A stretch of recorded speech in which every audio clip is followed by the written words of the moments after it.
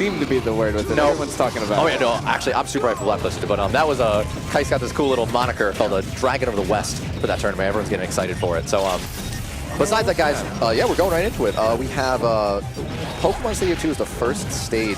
This is overall, oh my god, and the quickest 2 stocks are taken for blue team. Red team having a very convincing lead.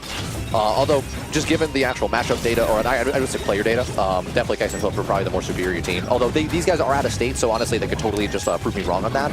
But so it's an out-of-state versus an in-state. This has to be quite the interesting matchup. You got different metas going on and play styles. Yeah, and especially because Snake and Charizard are especially not as common characters. Like I don't believe New York really has a Snake or a Charizard. I mean, I know no one has a Charizard besides us. So this is going to be a little bit more, a little bit trickier for them to kind of figure out what, how to beat them, what they're going to do. And Kycse and Flipp are a long-standing team, so they have a lot of synergy that they naturally know what they're going for. They practice a lot together. Oh, okay. Honestly, they're seeded first for this tournament. They're most likely going to take it. There are definitely some contenders. It's not like this is a washout for them. Like they should be working hard for all of these games. So right now, oh wow, really good save from Mr. Watch-and-Learn. Barely saving Falcon. Unfortunately, Falcon just barely missed the ledge there. So still about a 2-stock lead overall for the red team. So one big thing that I think they're going to have to control is they're going to need to control, they need to keep them spaced like they're doing right now. Yeah, they're keeping them They're doing it really good. Wow, oh my god. What a kill. There we go. And now it's basically tied again. So that's what, oh my god. And are they both down? We take the trades. That was a sick Captain Falcon. I like that a lot.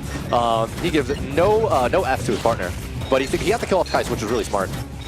But yeah, I think if they can keep them split up like this, that's going to be their best way. And you can see that's exactly what they're doing. They're actually playing that really well. Wow, barely missed the knee. Really good combos. Actually, all right, I take that back. Bubbles, Mr. Watch-and-Learn, got some combos down. They're definitely some good teamwork going on really well. But anyways, I mean, Kycse and Flipp are most certainly not out of this yet. He did have to take a stock away from it. And just like that, Falcon dies off the top, which is a rare sight to see. And Flipp is still living. And they're all on 1 life right now. Yep. So this is getting a little tense. Oh my god. Very tense for Flipp there. Snake is a very heavy character, so he, with the really good DI that he has, he barely lived through that. But Snake is honestly at 1 hit left before he dies. I take that back. He's at 1 more hit left before he dies. Wow, that Cypher saved him. Oh my god, and he snipes that kill from him too. Oh, and all of a sudden, this is starting to become a little rough for blue team. This is exactly what I was talking about before. Like, if they get together, they're going to combo for days. Like, they have it down. It's another walk in the park like that. There you go. Oh, so, man. Sneezed on him. Shout outs to Kleenex. That was actually, honestly, that was some crazy, second half blue team combos. Like, they honestly had that. It was pretty good. But anyways, so, game 2, honestly, I think Kycse and Flipp, they'll have to kind of, reevaluate, yeah, that's a good way to put it. Because they honestly were starting to lose the lead midway through. I think it was just a really, really fortunate kind of moment at I think it was a Game & Watch's Falcon second stock, how they pumped them up there. Usually Falcon is not top like that, so. But do you think the Charizard definitely sent them for a loop, not knowing how to really deal with them that much? I would say so. Kycse is the world's best Charizard, hands down.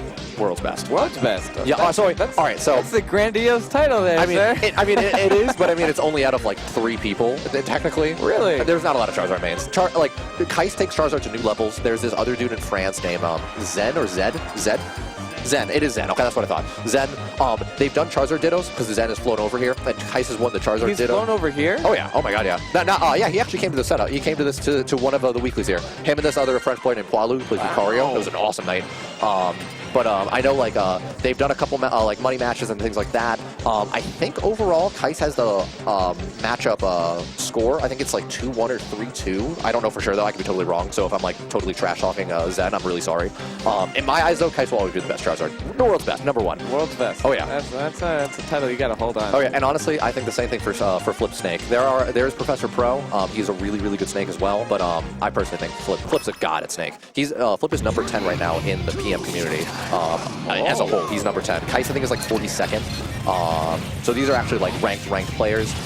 Watch-and-Learn and Bubbles quite aren't there yet. Like I said, I played Watch-and-Learn a lot. He is a kid. They all have their tech skill now. It's not like this is going to be a steal. It was really close last time. It should be close this time too.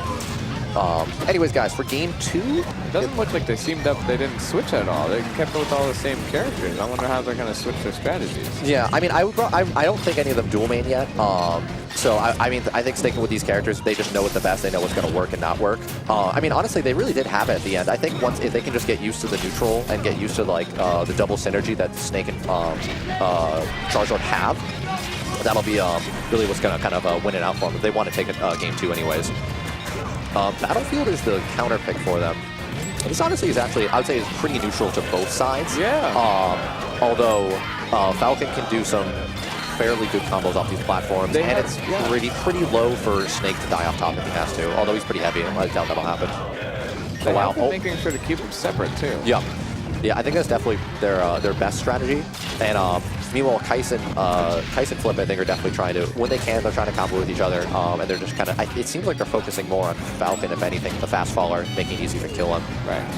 Is that an actual thing, character's weight? Oh yeah, yep. Character weight, character fall speed. Everyone has a different weight, fall speed, things like that. So certain characters, for example, Flipp, for whatever reason, the Snake, he apparently has like 103 pounds of gear on him, and it makes him the heaviest person in the goddamn world. Really? It takes so long to kill Snake sometimes, and especially with Snake.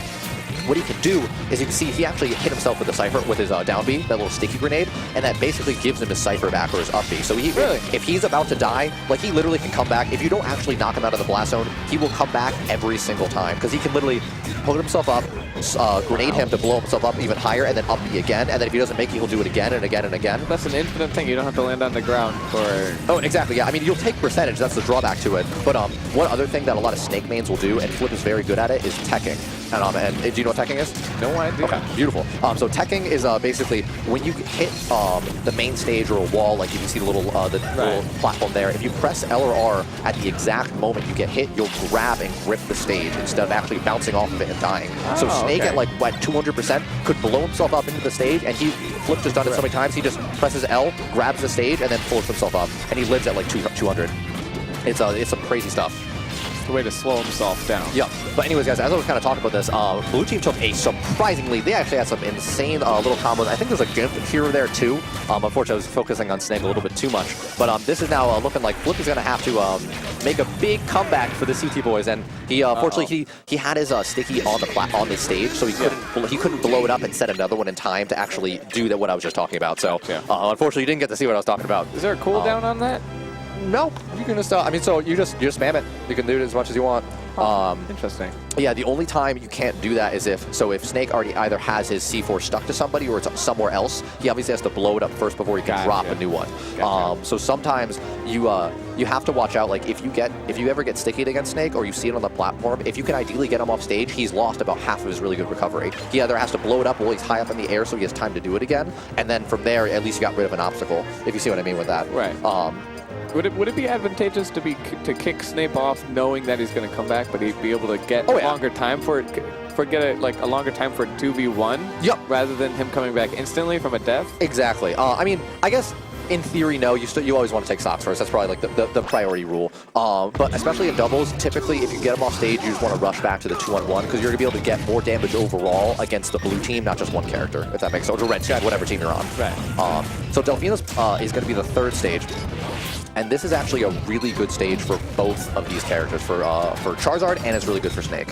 The main reason is because this is one of the stages where the walls actually drop all the way down, if you notice, on the main platform, instead of being kind of floated like Battlefield was, which means you can tech off of all of that so much easier. It makes it a lot easier for Snake to get all of his techs. He doesn't have to try to aim it at a little tiny spot. He just has to aim it towards that wall.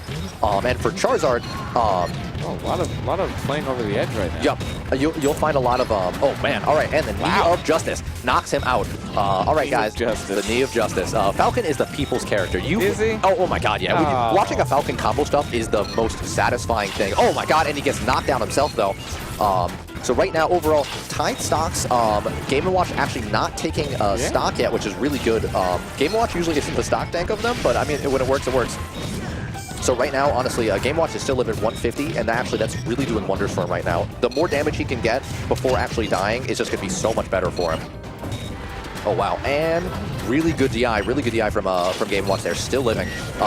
Mr.W&L has a really good grasp on his character, so one of the things that Game & Watch can do is something called bucket breaking. When you do your down B, you stop all your momentum. So if you're flying away, if you can act and do your bucket in time, you really can basically kind of float in the air for a second. And that can make you live a lot longer. I definitely, yeah, he was out there for a while. Yeah, he really was. I kind of thought he was going to go flying, and he was kind of floated right back down. Yeah. Anyways, guys, all right. So again, about even. Game & Watch really holding the stocks on it. They're really kind of gimping Falcon a lot. Oh my god! And Snake died. Actually, Flipp missed a tech there. He could have teched it and gone back up. I'm not sure if what he was expecting or not. Oh my god, stocks are flying left and right. Now, in this situation, I think the red team's going to try to focus primarily on Captain Falcon, because you can take a stock from your partner if you're out totally. By pressing A and B, you'll take a stock. And so what they want to do is they want to gimp Falcon, because then Game & Watch lost the stock already. Like, you see what I mean? Like, right. And then they'll both get fresh stocks, but at least they are just kind of really instantly gimped a stock.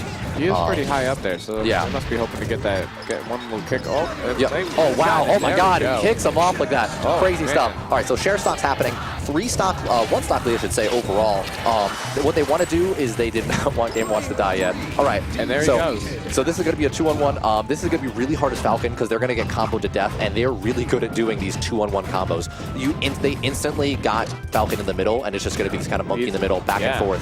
Very awesome. Oh my god! But he sniped him out. All right, it's okay. The style was there. Captain Falcon is the homie. That was brave. That was brave of him to do. It was, but I mean, in the end, it was 2-1 in the end, which is really, honestly, really good against Flipp and Kycse. They could probably make the run through losers and come back. But overall, really good stuff for Flipp and Kycse. So taking it 2-1, just advancing on. That's all that's what you need in life. All you can hope for, yeah. 2 for 1. Exactly, yeah. The 2-1, not too bad.